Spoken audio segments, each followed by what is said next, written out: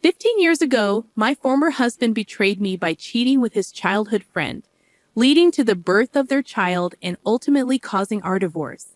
In the aftermath, I endured harassment from his affair partner, which forced me to resign from my job during a particularly challenging period. It was at my lowest point that my current husband entered my life, rescuing me, and together we have since built a joyful family, living a tranquil existence. However, our happiness was unexpectedly disrupted when I crossed paths with my ex-husband, who had abandoned me 15 years ago. With a smug smile, he remarked, "You're still single, aren't you? No one would marry a woman who can't have kids. You still can't say anything but nasty comments, can you?" Dismissing his derogatory remarks, I proudly introduced my son, whose resemblance to me was striking.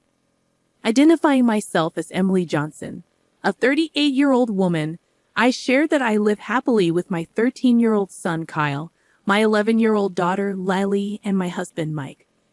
Despite Kyle's rebellious phase, Mike effectively guides him when needed, while Lily, the youngest, effortlessly gets her way with her love for fashion and makeup. Despite the external noise, we live harmoniously, but the truth is, this is my second marriage following a painful divorce caused by my ex-husband's betrayal. Reflecting on my past, I recalled how John, my first husband, transformed from being supportive and cooperative into someone who blamed me for our inability to conceive. His sarcastic comments escalated, and he neglected household responsibilities, asserting that I wasn't fulfilling my role as a woman. His hurtful remarks, centered around my supposed infertility, culminated in our divorce, paving the way for the peaceful and fulfilling life I now enjoy with my new family. His words cut through me like a blade. "I would never have married you," he said, devoid of any remorse. The pain of his disdain lingered long after his departure. As if his words weren't enough, the calls from my in-laws intensified, their demands for a grandchild growing more impatient by the day.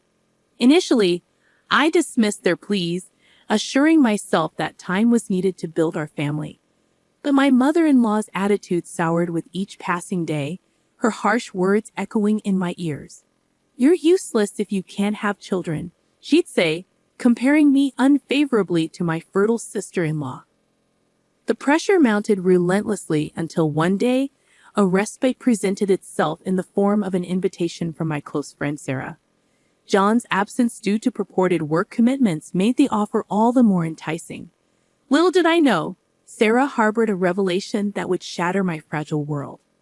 Over drinks, she confided in me, unveiling a truth too painful to comprehend. Jessica, John's childhood friend turned corporate heiress, was more than what she seemed. Despite our minimal interactions, Sarah revealed that Jessica and John shared a bond that transcended mere friendship. Sarah's words hit me like a thunderbolt. The image of them walking hand in hand flashed before my eyes, a stark betrayal of the vows we had once sworn. Despite my disbelief, Sarah's warning planted the seed of doubt, forcing me to confront the unsettling truth lurking beneath the surface of my seemingly perfect marriage. Suspicions of John's infidelity had been gnawing at me for a while.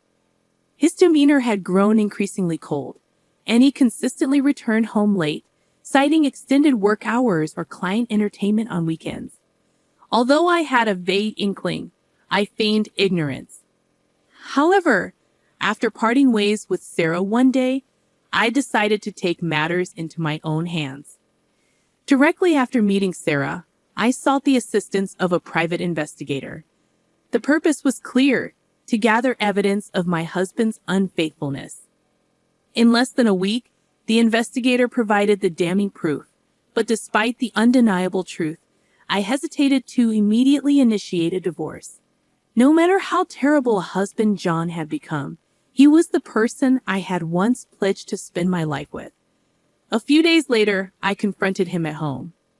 Upon entering, I found John, who typically arrived late, sitting at the dining table. Attempting to maintain a sarcastic tone, I said, "Oh, you're home. I thought you'd be late today as usual." Apologizing, he expressed a desire to talk, unaware that I had learned about his affair from Sarah. With a heavy heart, I confessed, "I want a divorce."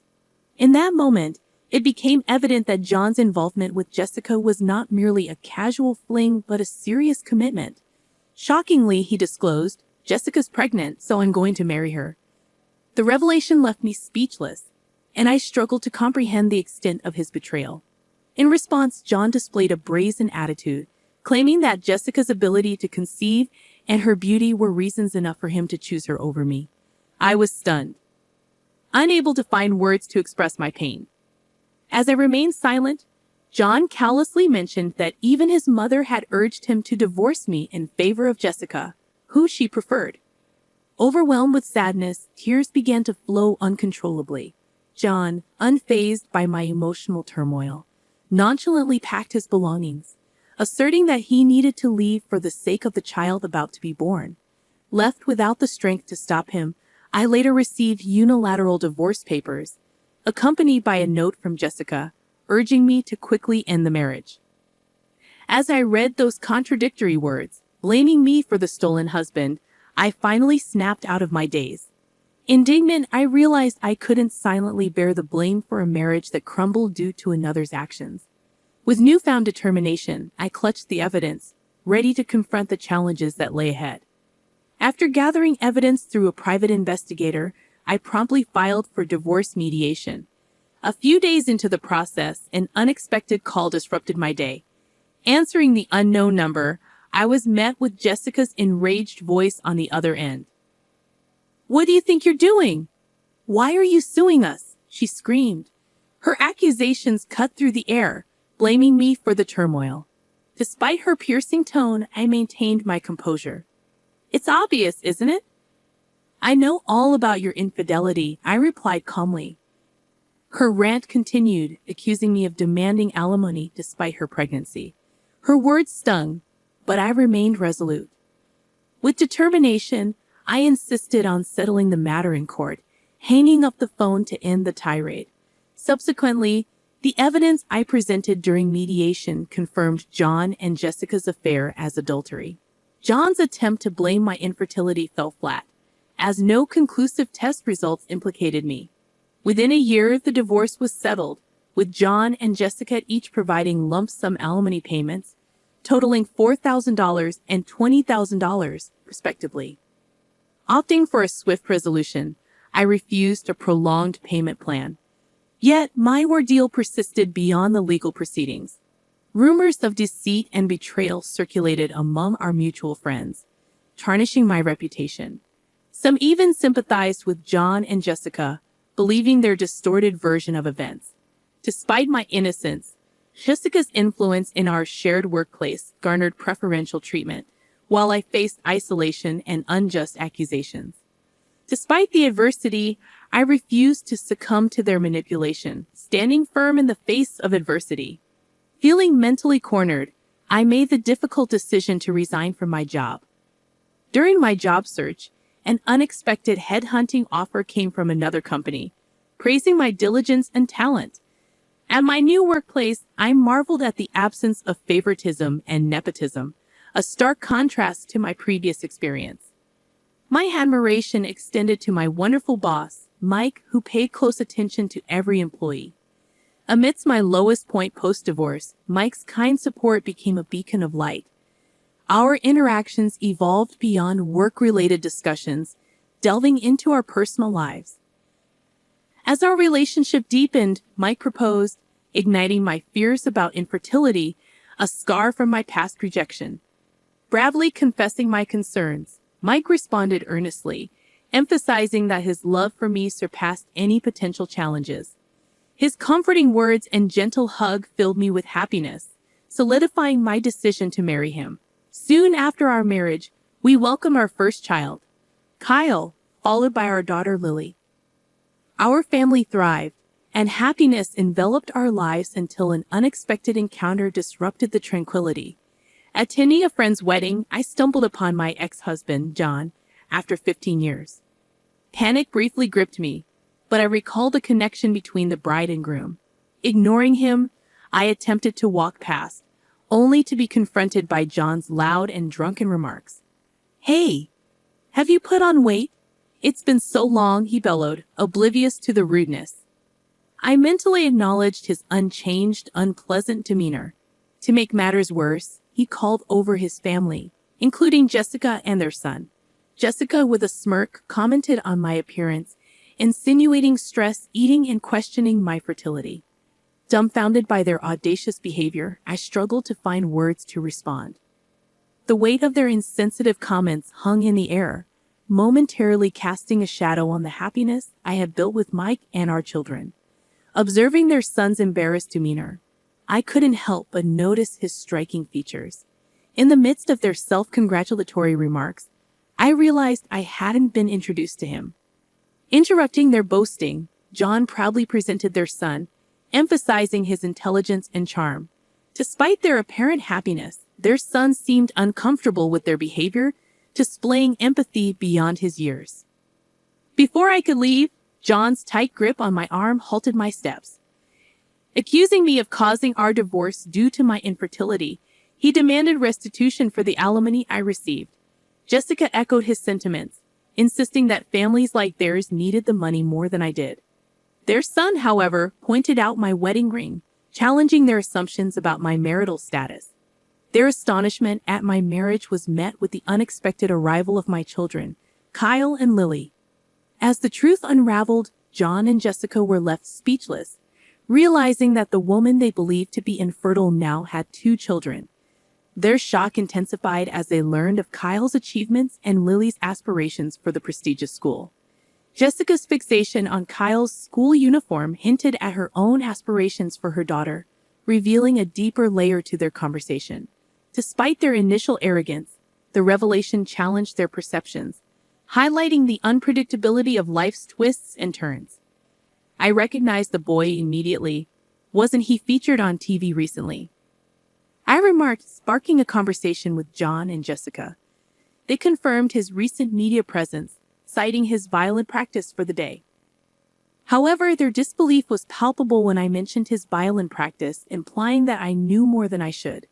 John and Jessica, frozen in shock, questioned how I, who they believed to be infertile, could have such a family. Calmly addressing their confusion, I emphasized that our paths had diverged and there was no need to involve each other anymore. As I prepared to leave with my children, my husband, Mike, arrived, sensing the tension. His presence, however, shifted the dynamics dramatically. John and Jessica's expressions turned pale upon realizing Mike's significance as the CEO of the parent company of Jessica's father's business. Kyle, my son, took the opportunity to confront them, revealing their disparaging remarks about me. Lily and he had overheard their derogatory comments and decided to intervene. As the tension escalated, Mike's realization of the situation prompted a shift in the atmosphere. John attempted to defend himself, fearing repercussions from Mike's position, while Jessica's discontent intensified. Their son's emotional outburst exposed the gravity of their actions, as he grappled with the implications of their affair and its repercussions on his existence. In the midst of their stumbling explanations, the truth emerged, laying bare the extent of their insensitivity and deceit. As they struggled to justify their actions, the weight of their words lingered, exposing the fractures in their facade. I noticed the guests' curious stares, and Jessica, catching on, blushed and averted her eyes.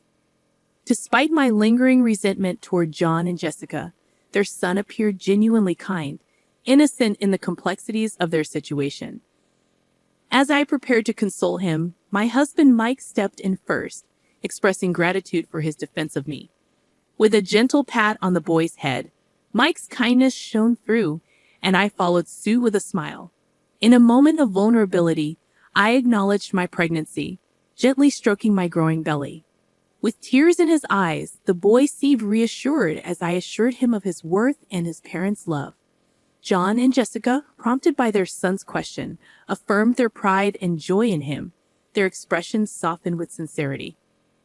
As we returned to our seats, the tension dissipated, and the wedding continued peacefully. Jessica and John approached us, hand in hand, expressing heartfelt apologies for their past actions. It was the first apology I had heard from them in over 15 years, a sign, perhaps, of changing perspectives through parenthood. With a genuine laugh, I accepted their apologies, recognizing that it was never too late for healing. As we made our way to the station, Kyle and Lily, ever considerate, offered their assistance, wrapping me in warmth and care. As we headed home, planning a family dinner of Dad's favorite hamburgers, I felt a sense of closure moving forward from the pains of the past. With a renewed vow to safeguard the happiness of my cherished family, I embraced the future, leaving behind the shadows of bygone years.